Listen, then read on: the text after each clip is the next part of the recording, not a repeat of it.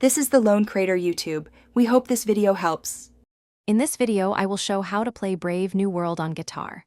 First, ensure your guitar is in standard EG tuning. For the original song's key, place a capo on the 5th fret. We'll begin with the iconic main riff, which primarily uses simple open chords or power chords.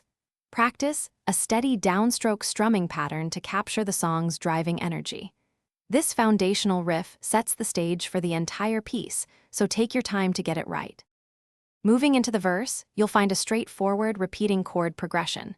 The primary chords here are a minor, F major, and G major. Focus on making your transitions between these three chords as smooth as possible.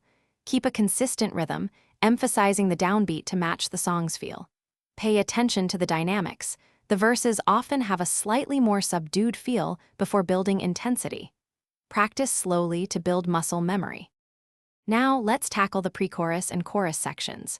The pre-chorus serves as a crucial build-up, creating anticipation before the main chorus explodes. The chorus itself is powerful and anthemic, often using the same minor, F, and G chords, but with a more aggressive strumming pattern. Really dig into those open chords to get a full, ringing sound that matches the song's energy.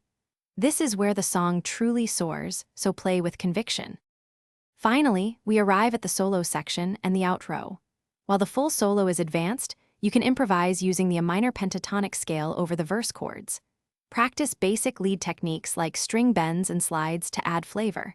The outro usually revisits the main riff or the chorus progression, bringing the song to a powerful close. Aim for a strong, definitive final chord or a series of impactful strums to finish with a flourish. Keep practicing, and you'll master it. Thanks for watching. Consider subscribing if we helped you.